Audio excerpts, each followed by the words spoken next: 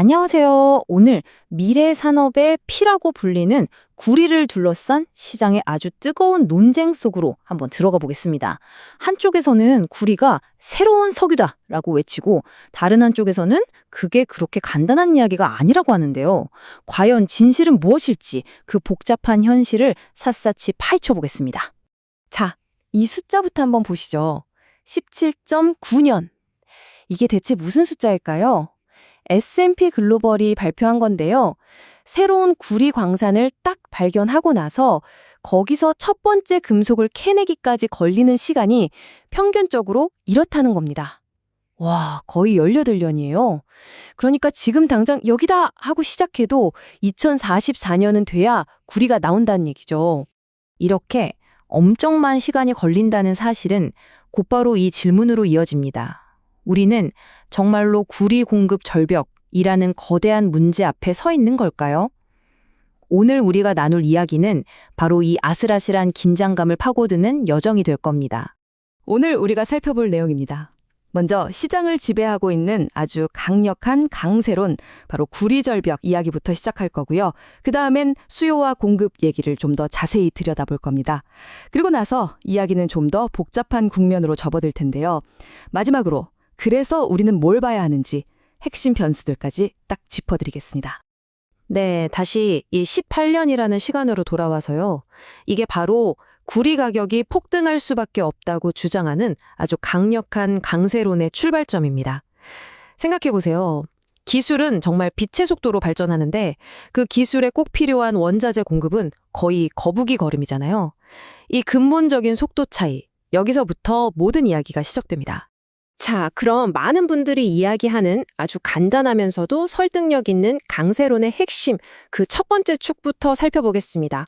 바로 여기저기서 터져 나오는 엄청난 신규 수요에 대한 이야기입니다. 첫 번째 수요의 기둥은 뭐니 해도 AI 데이터 센터 붐입니다. 요즘 빅테크 기업들이 짓는 거대한 데이터 센터들, 여기에 구리가 정말 어마어마하게 들어갑니다. 근데 진짜 재미있는 포인트는 뭐냐면 이 수요가 비탄력적이라는 거예요. 이게 무슨 말이냐면 전체 건설 비용을 따져보면 구리값이 차지하는 비중이 0.5%도 안 된다는 거죠. 그러니까 설령 구리 가격이 2배, 3배로 폭등해도 데이터 센터 짓는 걸 멈출 이유가 전혀 없다는 뜻입니다. 그리고 두 번째 기둥은 우리에게 아주 익숙한 전기차 혁명이죠. 전기차 한 대에는 기존 내연기관차보다 구리가 서너 배는 더 들어간다고 해요. 요즘 전기차 시장 성장세가 좀 주춤하는 거 아니냐 이런 얘기가 나오긴 하지만 더 중요한 건 큰 흐름입니다. 내연기관차가 전기차로 바뀌는 이 거대한 전환이 계속되는 한 자동차 산업 전체가 쓰는 구리의 절대적인 양은 구조적으로 늘어날 수밖에 없다는 거죠. 자, 강세론은 여기서 끝나지 않습니다. 수요가 폭발적으로 늘어난다는 이야기의 반대편에는 공급이 아주 심각하게 꽉 막혀 있다는 또 다른 축이 존재합니다. 한마디로 수요는 넘쳐나는데 공급이 도저히 따라오지 못하는 상황이라는 거죠. 공급을 어렵게 만드는 문제들은 정말 여러 가지가 겹쳐 있습니다. 환경 규제는 갈수록 깐깐해지고 있고요.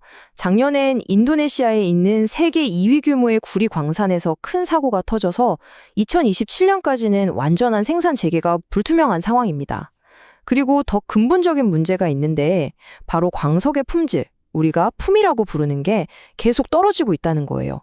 쉽게 말해서 예전엔 흙 한 삽 하면 구리가 나왔다면 이젠 10삽, 20삽을 파야 같은 양의 구리가 나온다는 뜻이죠. 이 비효율성이 점점 심각해지고 있습니다. 이 강력한 강세론의 마지막 퍼즐 조각은 바로 중국입니다. 세계에서 구리를 가장 많이 쓰는 나라인 중국이 요즘 돈을 푸는 방향을 바꿨어요.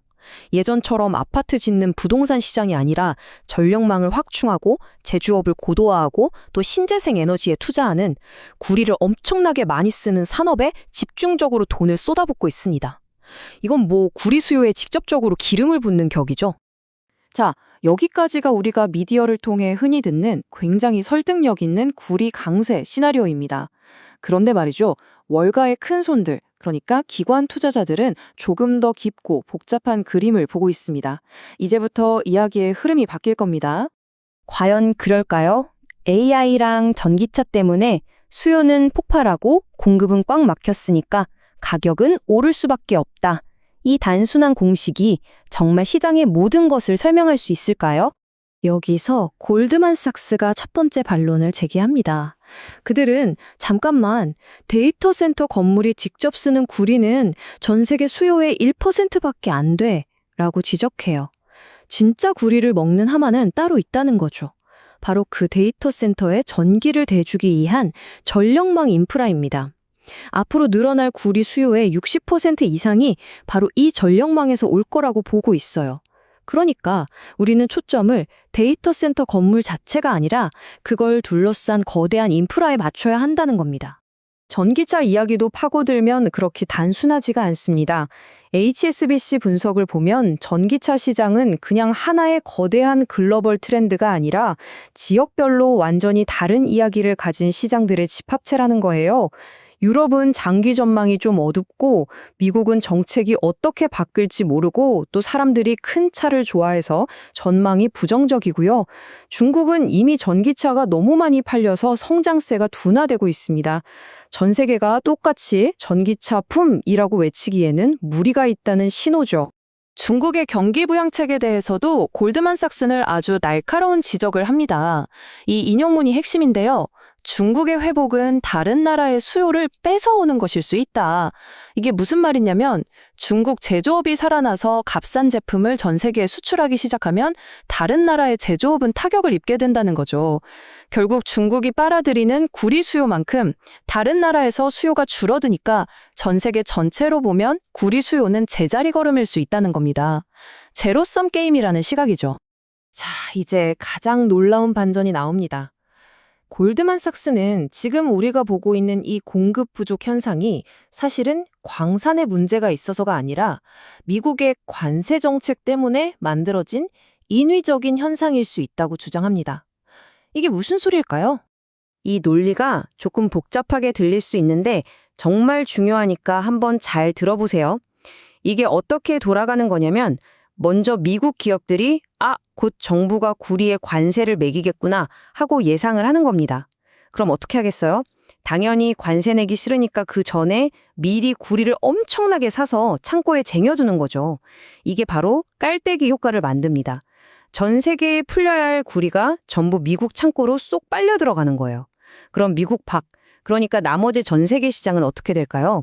진짜로 구리가 부족해지는 현상이 벌어지는 거죠. 결국 글로벌 가격의 기준이 되는 런던 금속거래소 LME 재고는 바닥을 보이고 가격은 치솟게 됩니다. 그러니까 이건 실제 광산의 구리가 없어서 생기는 부족이 아니라 정책에 대한 예상이 만들어낸 일종의 인위적인 시장 왜곡이라는 겁니다. 정말 흥미로운 관점이죠. 자, 이렇게나 복잡한 이야기들을 들어봤는데요. 그럼 이걸 다 종합해서 앞으로 우리가 구리 시장을 제대로 이해하려면 도대체 뭘 봐야 하는지 명확한 체크리스트로 딱 정리해드리겠습니다. 여러분이 앞으로 지켜가야 할 4가지 핵심 변수입니다. 첫째, 데이터 센터 짓는다는 뉴스보다는 실제 전력망에 얼마나 투자가 이루어지는지를 봐야 합니다. 이게 진짜입니다. 둘째, 광산 사고나 생산 차질 같은 공급 쪽 이슈는 당연히 계속 중요하고요. 셋째, 중국 경제가 정말 살아나는지, 그리고 그게 혹시 다른 나라 수요를 뺏어오는 방식은 아닌지 따져봐야 합니다. 마지막으로 시장을 왜곡하는 가장 큰 변수인 미국의 관세 정책이 과연 어떻게 결정되는지 여기에 계속 촉각을 곤두세워야 합니다. 오늘 이야기를 요약하자면 이렇습니다. 구리 시장은 지금 3가지 힘이 팽팽하게 줄다리기를 하고 있는 형국이에요. 한쪽에는 AI, 전기차, 공급 부족이라는 누구나 아는 강력한 펀더멘털이 40% 정도의 힘으로 당기고 있습니다. 하지만 다른 한쪽에는 기관들이 주목하는 전력망 같은 미묘한 변수들과 모든 판을 뒤흔들 수 있는 미국의 관세 정책이라는 와일드카드가 각각 30%씩 합쳐서 60%의 힘으로 맞서고 있는 거죠. 그래서 최종 질문은 바로 이것입니다. 과연 구리는 새로운 석유라는 말이 진실일까요? 아니면 그 화려하고 단순한 이야기 뒤에는 우리가 오늘 살펴본 것처럼 훨씬 더 복잡하고 미묘한 현실이 숨겨져 있는 걸까요?